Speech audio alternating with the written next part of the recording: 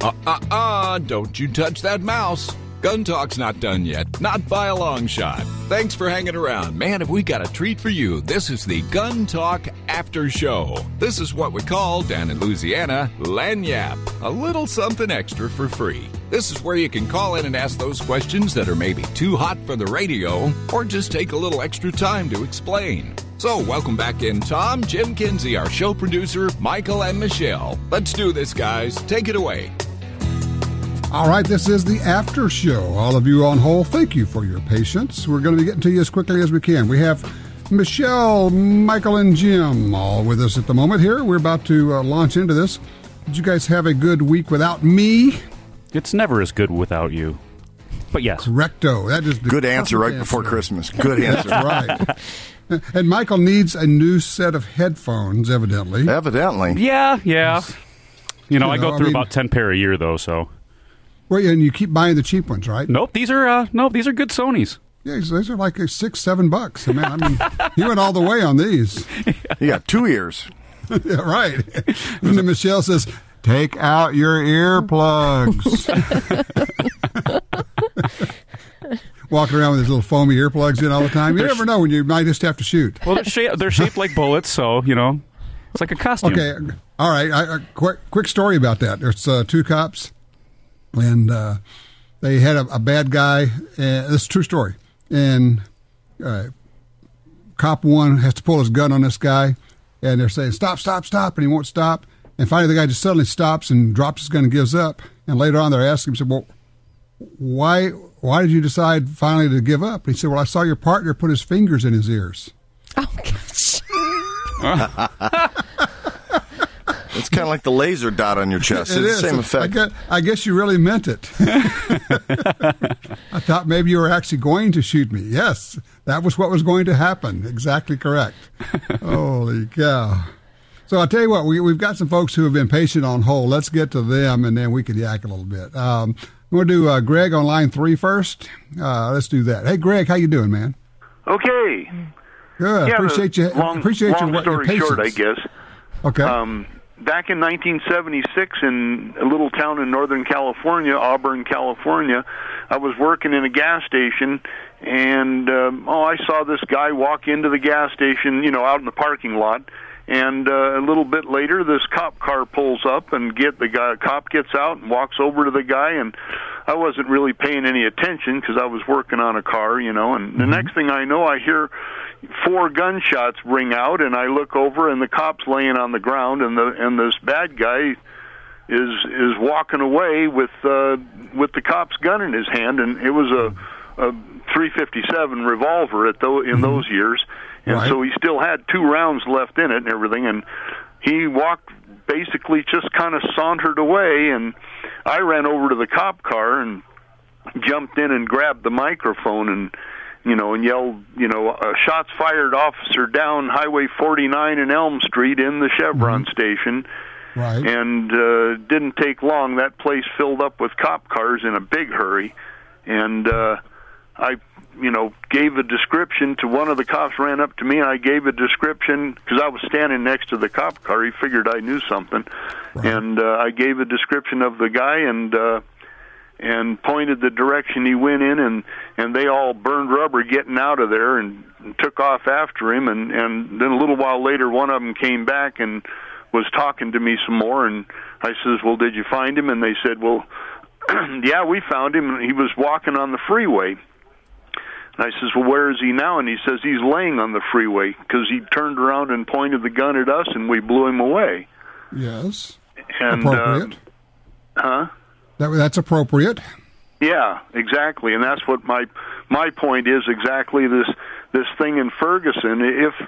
If in fact, what's his name, Michael Brown had succeeded in taking the cop's gun, and like you said, he would have shot Michael Brown, he would have shot the cop and killed him. Right. If in fact that happened, every cop in that county would have swarmed into that area and killed Michael Brown. Then he wouldn't have gone to court or anything. Well, he had several opportunities to not get dead, like not punching a cop, not trying to take a cop's gun, and not charging the cop. There's 3 strikes and you're out. It's a fairly simple deal. When you try to kill somebody and that person has a gun, he may take offense at that, and he may want to stop you from killing him. And that's exactly what happened in this case. Michael Brown was the attacker. The police officer was the victim. And, Michael Brown was not the victim here. He is the attacker. I want to return, though, to your point. One of the things that's interesting is that roughly how long ago was this when this happened, Greg? 1976. Okay. One of the things that's happened is, as a result of those types of incidents, police officers use retention holsters now. And I think they are level 3 retention, it's not easy to snatch a police officer's gun out of its holster now. People will try it, and it gets all hung up, and they can't get it out. And so that has saved many a police officer. What we can take from that is this. For those who decide to openly carry, you absolutely, positively need a retention holster, or you have to push a button, flip a lever, do something. Otherwise, the gun is stuck in the holster, and nobody can yank it out of the holster. So things like what you're describing, that's exactly why police officers now use retention holsters. Look, Ben, I appreciate the call. Great story, and it exactly explains what I'm talking about with the Ferguson situation. When Michael Brown's trying to get this gun out of the police officer's holster, the clear intent is, I will shoot you with it if I can get a hold of this gun. So there you go. Guys, you got any thoughts on that? Evidently not. Okay. Oh, no, it must be hockey season. Oh, no, they're watching I was just trying hockey. to be polite because I know that we all have opinions on it. Well, just thinking about the idea of when anybody snatches the gun away from a police officer. Why are the police officers any different is my question. Somebody tries to snatch a gun from anybody. It doesn't matter whether he has a badge or not. Well, you're exactly right. It's a good point. It just seems like historically when they do take it from a police officer, if they can get the gun, they're going to shoot the cop. If he's on the ground, they're going to shoot him on the ground. And I think you're right. I think if they wrestle with you, well, Trayvon Martin, he's trying to get the gun from George Zimmerman, and he says, I'm going to kill you, or words to that effect. If he had been able to get the gun, and he was trying to get the gun after bashing his George Zimmerman's head in on the concrete, if you've been able to get the gun, I think the clear understanding is that the goal would have been then to shoot George Zimmerman with the gun. So, yeah, Jim, I think you're right. Same thing. Doesn't matter, cop or non-cop. Well, I think the reason that everybody was so hesitant to hop, I can at least speak for myself. The country is so divided. We have such a divide now, politically, socially. It's almost hard to differentiate the difference between a good shoot, bad shoot when you're looking at a legal standpoint, and then this other stuff that's been thrown in with it, with the racism, and then everybody else calling people names and getting oversensitive. Sure. It's impossible for me, anyway, to differentiate the conversation. So I just try not to touch on it at all. But on the bright side, we have guys like Sharpton and Jackson who will help sort it all out. Yeah. This is true. If you ever get confused, you can always depend upon them to give you some clarity to the whole thing. Yeah, that's not the word I was going to use, but I guess that works. Possibly not. I understand. Possibly not. Okay. All right, let's pick up Jim. Jim's actually called back because he had more questions about his Bushnell scope. Hey, Jim, are you there? Yes, I'm here. All right, go ahead. I'm like you. Every other scope that I own is like a 1.5 to 5, a 3 to 10, a 3.5 to 10 is the largest. I mean, the most powerful scope I had before this one. Mm-hmm. What should I be looking for? In what way? What are you looking for? Well, when I was looking for, I had gone to these competitions. I saw what other people had. Most people were shooting like 8 to 32 loopholes, 8 to 32 night force. They were shooting March scopes in the 3 to 24. They're shooting U.S. Optics and Vortex and Night Force and some loopholes. That's basically what the long-range shooting guys do. Let me ask you a question. Why'd you go with Bushnell? Was it price? Yes, that was one reason. And I called Bushnell originally, and I asked them about their scope. Their suggested retail was $3,400. I do not have a FFL, but I have a friend that does, and I looked in Jerry's catalog, and they had the Bushnell there for $17-something.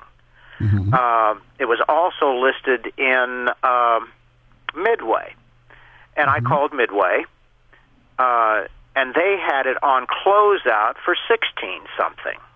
Okay. Well, it had what I wanted. It had first focal plane. That was one of my big wants. It had a reticle and the turrets in either mil dot or minute of angle. They coincided. Some of them, loopholed. Most of their stuff is you have a mil dot reticle and you have a minute of angle turrets. All right, well, let me jump in here, Jim. First of all, let me say, how long have you had this scope? I haven't even got it in my hands yet. Oh, you don't even own it yet. Okay. Okay, here, a couple of thoughts. When you get it in, what rifle are you putting it on? I have a tube gun in .308. Okay, it's an accurate rifle, obviously. Yes. Okay, here's what I would do. First thing out of the box, once I get it mounted, obviously good mounting technique, and there are, when you're mounting a scope for precision, it's a little different from mounting it for hunting. You can get away with a lot for hunting. For precision, you've got to be careful about mounting it. I would take it out, and I would do a box drill with it. Are you familiar with the box drill of adjusting the scope settings and basically drawing a box with your bullet holes? Yes, I have. I've done that. Okay. That would be the first thing I would do. Shoot, move 10 clicks to the left, shoot 3 shots, 10 clicks down, then 10 clicks to the right, and then 10 clicks back up, and see if you get a square as opposed to a parallelogram or something like that. That's going to start to tell you a little bit about the quality of the scope, but if it's not working correctly, take it back off, put it in the box, send it back. Just real simple, because if it's not working right, then it's not going to work right. If it works right for you, I think you're probably going to be okay. The other thing I would do is, clearly it's going to have parallax and focus adjustment. Yeah, that's good for you. The rector tubes are going to settle in after you shoot some. I would increase the magnification of it slowly while shooting and see if you get a shift in the point of impact as you change magnification. That would be the other thing. And if you're good on all of those, I would just shoot the devil out of it and enjoy it. Okay, that's fine. This is, and really, I don't know that it's a problem or not. I can return it to Midway as long as it has not been mounted. And what can I do with it not being mounted? Not a thing. Nothing. So what happens is you can't return it to Midway. If you use it, if there's a problem with it, then it's going to have to go back to Bushnell and have them make it right. I mean, that's just where you are at that point. Well, that's what I was wondering. That's what I had thought I would have to do. If it wasn't right, it would have to go back to the lifetime guarantee. It's probably going to be fine. Bushnell is a good company. They have stood behind their work, for many years. I don't think it's going to be a problem. All right, let's do this. Let's take a quick break. We'll come back, and we've got some things that the 4 of us, one of you is not going to be here. That's why I said 3. Are we unplugging Mike's headphones? Where's my body armor? Here's the deal. During the break, it's rock, scissors, paper for you guys, and somebody is getting voted off the island. It's as simple as that, okay? All right, we'll be right back.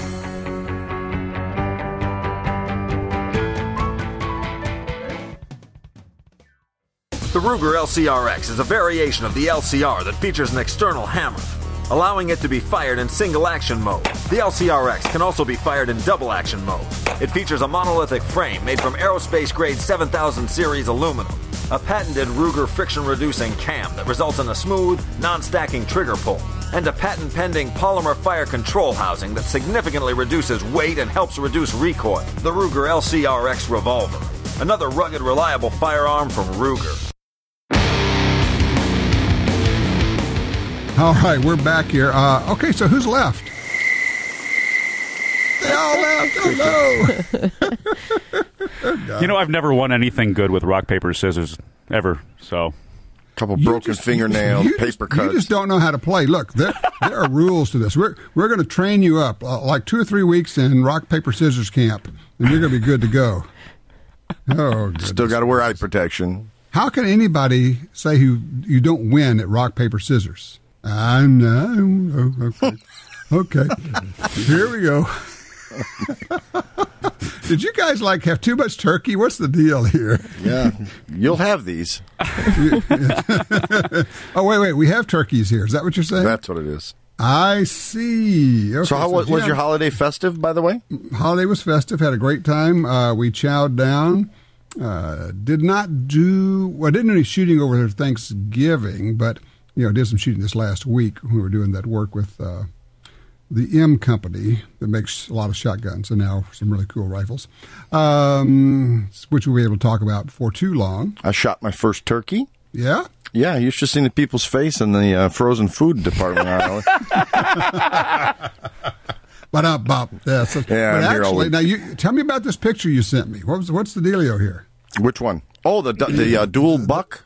The two dead critters. Yeah, remember on our last after show I talked to you about, we had a 64-click adjustment on my buddy's scope, Todd's scope. It was way out. Right, yeah. and we thought it was mounts, etc. And I sent him the clip of the show. He said, "Oh, that's great. I appreciate you guys, addressing that. But I'm leaving today. I got to run with it the way it is."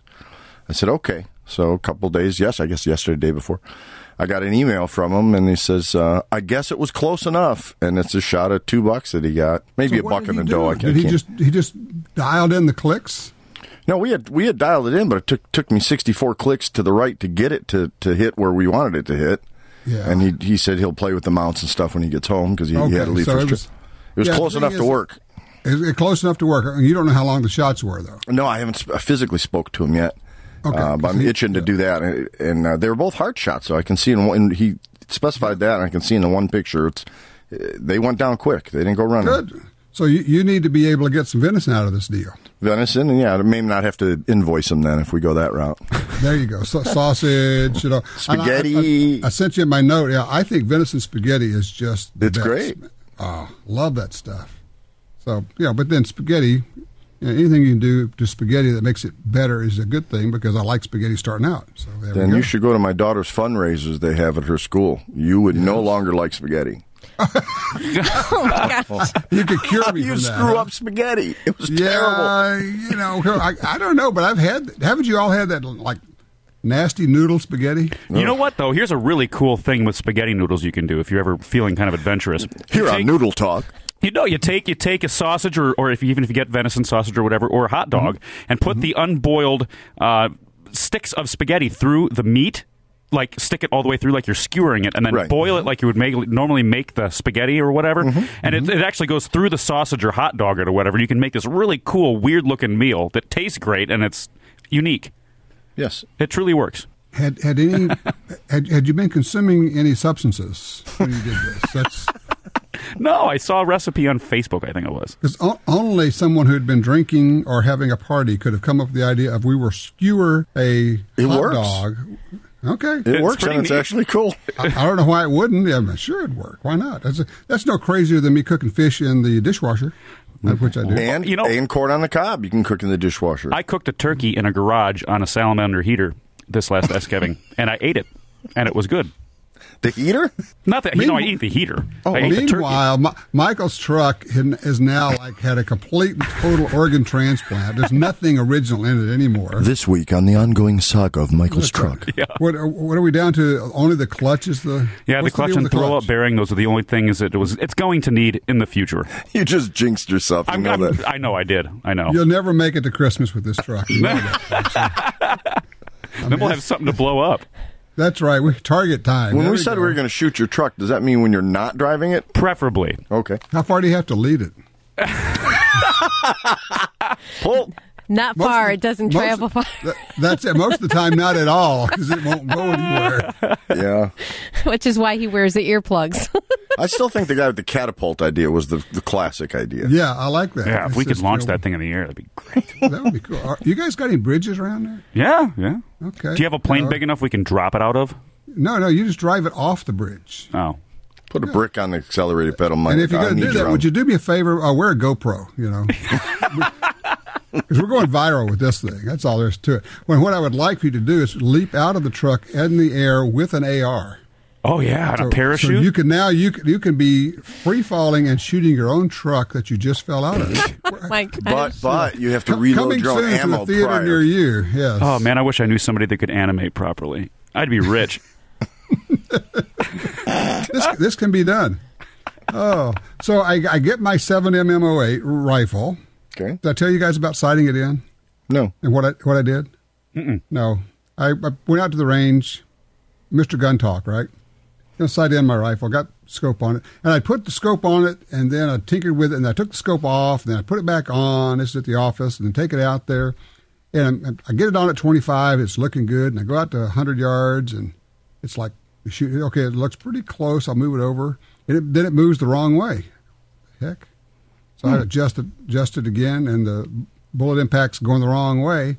And what the heck is going on? It's like you're scratching your head, and then I reach over and touch the scope, and it just kind of rattles on the top of the rifle. No. Oh, that might be just part of the problem right there. Comes with free sound effects. Yeah, so the whole deal about when you take it off again and put it back on, you might want to tighten the screws back up after you do that. Yeah, and you said you weren't Mr. Mechanical. That's right. I can mess this up. So, once you screw everything down, it just works a whole lot better. After we talked sighting on the last show, I did some more YouTubing on it. Yes. And the erector tubes that are inside scopes, most scopes, I guess they settle in. So you take a shot and you dial it in, and it's hitting right where you want. You go great, and then you take it hunting, and you're not correct. A couple of suggest you actually tapping on either taking several shots after you've got it dialed in, just to let it settle in and verify it hasn't shifted, and or some guys actually tap the top of the scope with their hand, smack it a couple times to get that tube to settle in. Are you familiar with that?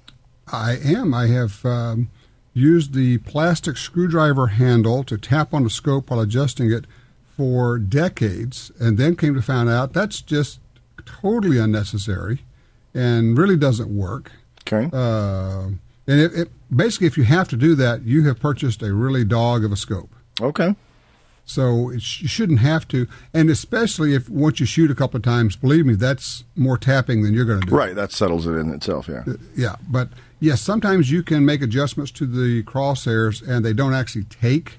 And if you're looking through there, through the scope, and then you tap on it, you can actually see the crosshair jump. That's why, yeah. That's not a good thing. So at this point, we're thinking, $69 was not a good deal on this scope. You got a $1,400 gun and a $40 scope. Michelle, you had something you said earlier. You sent me a little note, and we were talking about the deals available out there in guns, and you had a really good point that somebody in retail would understand. Well, right. You were referring in the last couple of shows we have about all the good deals that are out there to be had because, unfortunately, distribution and manufacturers are overrun with stock. But that only applies to the dealer that purchases it now. So if they had, let's say, a Smith & Wesson M&P 9 on inventory already, and all of a sudden they've gone on sale, that store's not going to have that sale price reflection because they had purchased it prior to that being available to them. Right. So they're not gouging. Right. They're just got their standard markup. If they paid $500 for it, and all of a sudden Smith has a deal and dealers can buy it for $350, you can't really expect this local dealer to then start selling it at $450, which is less than the dealer paid for it. Right. And I just wanted people to be aware of the fact that, in the times that we're in, with the ammunition being difficult to find and guns that were hard to find and everybody being crazy with the pricing, or I should say some people being crazy with the pricing, we heard lots of phone calls in about the gouging and prices that were happening. And all I can speak is for our store. We don't play the price game. The price is the price, and I just want to make it public known that it might not apply to a store with inventory prior to a sale price. It's an excellent point. Hey, Michelle, I realize that like appliance stores do it, but do gun stores or any gun distributors have any kind of floor planning where the distributor still owns the stock, but it's in the retail store? And every 90 days they do an inventory and they pay interest on that until the gun's sold. That's not in that industry. Okay. No, just because of the difficulty with paperwork. Yeah. Right, so once it's shipped, once you receive it, it's yours. Yeah, it's an acquisition, disposition, and it's done. Okay. It's got to go into. They've got. People may not know, Michelle. Describe the process, because a dealer has a set of books that the ATF can look at. And so this is different from the 4473. I mean, when you take guns in, they go into the book, right? Right. That's correct. So you have what we call an acquisition disposition book. This is our federal firearm book that we have to keep. And anytime that we acquire a firearm from an individual or from a company, it is assigned a specific inventory number and it is accounted for. And once it's sold, it's signed out of the book. So whoever you brought it in from, that was the purchase, and then whoever and the date that you sold it to then is the checkout. So anytime that the ATF were to come in and say, okay, I want to see gun number 24, where is it? You better know where it is because it's not been signed out of your book. And now that does not apply for a gun that's left for gunsmithing or cleaning. Is that correct? That's correct. That's a different book. So this is only when you have taken ownership of it. Now, the store actually owns the gun and then is going to turn around and sell the gun. Right. And then that's the same, if some places do consignments, those are still all brought back in. And people don't always understand because it was your gun, you wanted a store to sell it for you. You now actually have to do the paperwork again to get it back into your possession, even though it was your, air quotes, I never your thought own. of that. Yeah. Huh. Interesting. So, yeah. Anytime that you take one in, there better be a federal form to back it up leaving the store. So those kind of books you have to keep forever, basically. Forever. Wow. Have you had ATF come in and look at your books for anything? Plenty of times. Absolutely. That's pretty standard then. Yes, it is. Yeah, I've got an FFL buddy that said he loves the business, he loves doing what he does, but he's getting so tired of his family life and everything being interrupted. He likes to travel a lot, and sometimes he'll try to do a surprise inspection of his house, and he can't be traveling because of it. And he just really kind of wants out. Just sad. Yeah, the paperwork people don't realize how much there is to the actual sale of a firearm. You're not getting rich off of the sale of a firearm, first of all. And there's a lot of tracking that's done with it. And it's done forever. Well, I heard that people can just go in and get guns without a background check, and guns will just sell them to anybody. I know. I wish we had some laws about that. Hey, let's talk about that for a second, because I had a guy I met totally unrelated to guns, and of course I had to bring up guns. Turns out he's interested in it, and he's been thinking about getting his carry permit, etc. And I started talking about some recommended. He said, where would you get a gun? I said, well, there's a couple places. I mentioned Michelle's store, and I said, you have other options as well. And we started talking, and he's a small businessman. I had to remind him. He's like, yeah, but such and such's price is $10 higher than down the street. Well, and we did the whole thing. It's like, well, I would gladly pay you $10 extra for the repair that I need if I knew you were going to be around 2 months from now. And it kind of hit home after. It took a little while for him to grasp, because he was just thinking from, it's fine for me, but when it actually comes into play, it's different. And he finally grasped the fact that mom and pop shop is going to have a slightly higher margin, but they're also going to be there to service you and give everything else you need, as opposed to big box store. And now this is going to be a broad statement, but a lot of the big box stores I've been in are clerks. They're not gun salespeople. Yeah, they're now clerks. there are some I've been in where they actually had fairly knowledgeable people. But let me ask you guys this question, and this I guess is for Michelle specifically. People who come in, look at your gun, pick your brain, get all the information, and then go buy it from somebody else who has a cheaper price, who has no service and no follow-up. They just basically used your inventory, your intellect, your floor space, your expenses, and then go buy it from somebody else. It happens frequently. That was very diplomatic.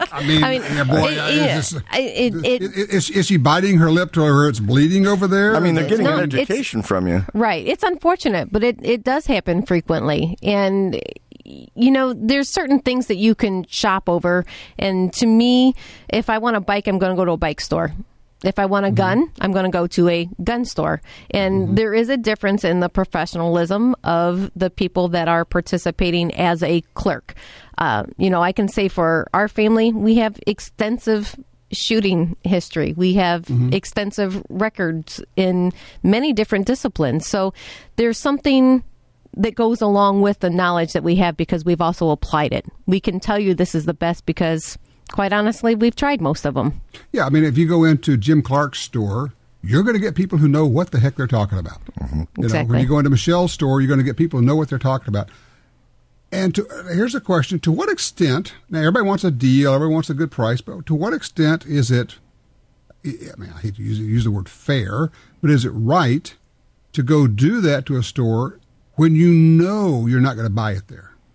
It just strikes me as disingenuous, slightly. Disingenuous, cheap, chintzy, wrong, rude. I don't know, Well, and I know there are people who think, it's no big deal, Well, yeah, actually it is, because those people who you were talking to are getting paid by the hour. They're there to sell stuff.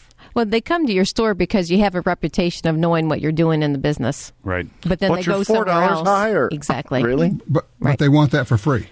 And, you know, a lot of the places, and I don't remember which one of you hit on that, is we're full service. You have a problem, you bring it back. We'll take care of you. You don't have to go through your own FedEx boxing and shipping it back and all of that. We'll handle that for you. Well, if we even if we have to send it back, we may not have to send it back. That's what I was going to ask you. You mean that you'll send it back to the manufacturer? Our store does. Yeah. And you don't have to mess with it. Nothing at all. Yeah. Just leave it. We'll take care of the paperwork. We'll give you a claim check, and we'll call you as soon as we get it back. The folks that don't see the value in that, as they walk out the door, because they're going to go down the street and pay $4 less, you just kind of wave to them, smile, and say, "See you when you need gunsmithing." Well, what can you do? Yeah, there's nothing you can do. You can hope they see the value, right? But they will need you. You know what? Here's the thing, though. I've been an opposite spectrum of this. As a customer, I've gone into a local gun store, not even in the area, but I have, and I've received extremely poor service from somebody that doesn't want to deal with me, that I'm annoying, apparently. And great, okay, I like the way you let me handle this. I like the way it feels. I'm just going to go somewhere else and buy it now, and I'll definitely talk with my money. But Michael, you are annoying. Yeah, Michael. Did you want to unplug? I guess you're the one voted out. I guess so. It's my birthday today. Look at this. It is. It's Michael's birthday. It's happy birthday to you. He's 21. I wish. So this is how you get treated on your... That's right. Your birthday is Pearl Harbor Day, isn't it? It is, yeah. Yep. It's really easy to remember that way. Yeah, no kidding. Well, happy birthday. Thank you. So, okay, now back to abusing Michael. That's how he knows we only pick on the ones we like. But, you do make a good point. There are gun stores... There are legitimate gun stores, and you go in, and they are rude. They are condescending. It's like they're doing you a favor in even talking to you. About 5 years ago, I went into a gun store, and I did not... This is going to come out the wrong way. I didn't know what I was wearing, but I was wearing a T-shirt from another gun store, and I didn't realize it. I just threw a T-shirt on. And I had cash in pocket. I was going to go buy a handgun that day, and I asked, "Hey, do you have X next handgun?" No, but why don't you go to this other store, because I guess they have it. And he was real crass. I'm like, okay, well, that's weird. And then I get out of the store, and I look down, and I realize what shirt I was wearing. And I understand there's competition, and that's good. That helps the market thrive. But I think we should have a little camaraderie here, too. Right. Now I'm not defending this guy, but he may have thought you were a plant from the other store and just he too might have stupid thought to that, but I take your bought shirt my off. first couple of guns at this place, so he knew me. A really dumb plant. Right, exactly. This Just not real bright. Shirt. Yeah. Okay. But, actually, bad stores like that work in your favor, Michelle, because people get ticked off and say, I'm never going back to that store. I'm going to go over to Michelle's store where they treat you right. Well, plus it's social media now. I had an experience a little while back that I'd gone to just a new store in town. I was curious. It's, I really wasn't intending to buy anything, but feel them out and network and see what's going on. I'm not going to tie up a bunch of their time. And the guy was an idiot. The counter guy, he was rude to the people ahead of me. He was rude to me. So there was, both of my friends on Facebook found out about it. And just, he's probably lost other customers because of that. Was it worth it? Boy, is he cool. Boy, does he know a lot about guns. He doesn't know anything about people skill. Now, let me ask you, do you know if he was hired help or was he... I believe he was the owner's son. Is the vibe I got. We can talk about that forever. How many businesses have been around where the owner actually did a pretty decent job, and then a youngster comes along and screws it up royally? So there's that. Not talking specifically about you, Michelle. Although I have heard That look on your face. Because yours is a family business. I mean, come on. When's the auction again? Yeah. Right. But you know what? It's different. If it matters to you as a person working there, then you're going to show the person that's coming off the street that it matters to you. And education is crucial. And just by engaging somebody in conversation, they can figure out where you are with things and why they should purchase it from you as well. I think it's more important to have a knowledgeable sales clerk or staff at a place like that than it isn't. Excuse me, try it again. Than going to a car lot and buying a car, because not only is you're depending on the safety of the car to not blow up on you when you're driving it, but at the same time you're not training necessarily with a car like you do with a firearm. You're not training to save your life necessarily with a car like you are with a firearm. So knowledgeable, somebody that's willing to take the time to talk to you and to answer your questions is important in that business. More so, I think, than any other business, or many. Especially when we have so many first-time purchasers that are coming into the store. And they're not men anymore. The majority of them are women. I mean, so you've got a turn coming to you of an advantage, not taking advantage of them, but an advantage to educate somebody in something that they have no former background. Maybe they have some ideas that are misconstrued from internet, because it happens all the time. Everything's true. But, the chance to not necessarily sit down, but the chance to talk with them face to face and put a couple of different things in their hands and show the professionalism, I think is what changes a lot of that egoism that goes on. Let me ask you this. Is there not then a real business opportunity in the fact that we have new people coming out who don't know a lot or may have misconceptions about this, and for whoever it is who can help them and sort it out and treat them with respect and kindness and work through the process? I would think a store that trains its staff how to handle these people, and understanding that women are different from men, especially in this world where they have different concerns, and a store that actually is plugged in on this, I think there's a real business opportunity there. Absolutely. I agree with you 100%. A couple of interviewing type of questions, and I would know where you stand and what you already have an idea of what you're looking for, or, et cetera, et cetera. And it's an interviewing and process. It's interesting you say that. A great phrase to keep in mind when you're trying to get somebody to start like that is start off with, tell me about why you're asking about this. Tell me about what's brought you in asking about guns. And let them start the story. And in the process, you're probably going to find out what you need to know. Exactly. Old radio interview trick there, Tom. Well, instead of saying, why do you want a gun, or even worse, which gun are you looking for? They don't know. So they say, tell me what's going on. Why are you wanting to buy a gun? Right. The options we have available to persons on the street to purchase are unlimited almost right now. I mean, as far as calibers and colors and sizes and just everything. I mean, we have a lot of options. It's bewildering, too. It is. It's a lot to take in. So you need to take that time. You need to be very personal with that individual coming in and just do the right thing. Well, get them what they need. And for the listener who... And look, if you're a Gun Talk listener, you're probably someone who other people go to for information, because you got a more than an average interest in guns. Fair enough? Yeah. So this means this is an opportunity for, if you're a listener, you become the guru, the source, the go-to person. And you need to be aware of when somebody starts asking you questions, rather than start just blowing out, the 1911, blah, blah, blah, blah, blah. I say, maybe start with 2 or 3 questions as opposed to just spewing information.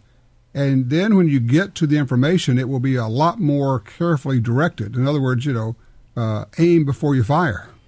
Right. And the other side of that, too, is not only can you save yourself a bunch of time, because you could weed out a lot of things, filter things out, and time is money, right? Is that you also build the confidence with the person that is your audience, and like, wow, this guy really gives a damn about me. He's not trying to sell a gun. He wants to know how it applies to my particular situation. I'm unique. I'm valued here. Yeah. Somebody says, I don't really want to carry a gun. You go, okay, well, that helps me. I'm just going to have one at home. Okay. So let me show you the holsters anyway. Yeah, exactly.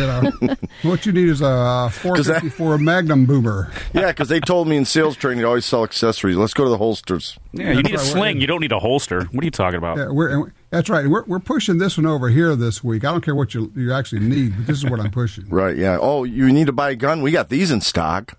Okay, that must be the one for me then if you have it. Well, and look, to be fair, there's a balancing act. You're in the business to sell stuff, but if you have a decent inventory, you can probably find what somebody needs. And if you can't, Michelle, let me ask you a question. How long does it take you to get a gun in if you need to order one from somebody, from one of your distributors? Well, as long as one of them has it, it's a matter of days. Now, my understanding right now is most guns are readily available, or I should say at least the mainstream ones, the most popular ones that are wanting to be had. We had a long time trying to find different revolvers and LCPs and those differences, but that's changed now. They are more readily available. So inside of a week, you can get a gun inside of a week. I was just going to say, yeah, if they have it, it's normally with you, probably 3 days because they have to be shipped overnight. Right. That's a good point. So, and you enter it in, you call your person, or if they have online ordering, they're going to ship it out FedEx that day or the next day, and it's there. And so, it's great because what that means is that even a small store has a massive warehouse. Right. And there's places that help us. Davidson's Gallery of Guns. We've had them on several times. That just opens up a whole new catalog that you don't actually have to stock. Right. Oh, yeah. It's great for gun stores. Right.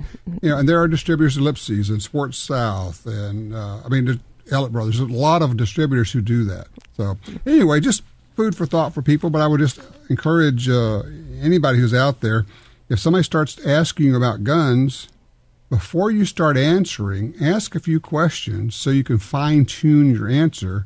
You'll actually appear to be smarter than if you just spewed out the answer right off the bat, which may not end up being the correct way to go. So. Yeah, and we can go into depth more on that in the Gun Talk After Show Hour 2. That's true. That's right. This was a long one today. Part 12. We had a lot of catch up to do, though, so it's understandable. This is the 12 days of after show is what this is now. So we're in the season. So I am so tired of you people. I just want to tell you. 5 golden headphones for Michael. Michael, what is the deal with the headphones anyway, by the way? Today? No, there's no deal. I've got great headphones, man. I take these every day. I don't know what's going on. So I think there's something we may have to change the routing on, or there's a loose wire, or you got there may be loose wires, all right. I think you're right about that. Loosen up behind the wheel. Bad wiring, baby. And with that, we are certainly finished around here. Adieu. Adieu. You guys have a great week. See you later, Tom. Thank you. Bye, Tom. So, how did you like basking in the glow of the Gun Talk After Show? I just made that up. We hang around and talk a little more after the radio show every week. You can get it on your computer, iPhone, iPad, and we have a new Gun Talk app that makes it real easy for your Android or iPhone. And we're always hanging out at guntalk.com. Next week, Tom, Jim, Michelle, and Michael will be hanging around after the radio show for another Gun Talk After Show. We hope to see you right here then. Bye.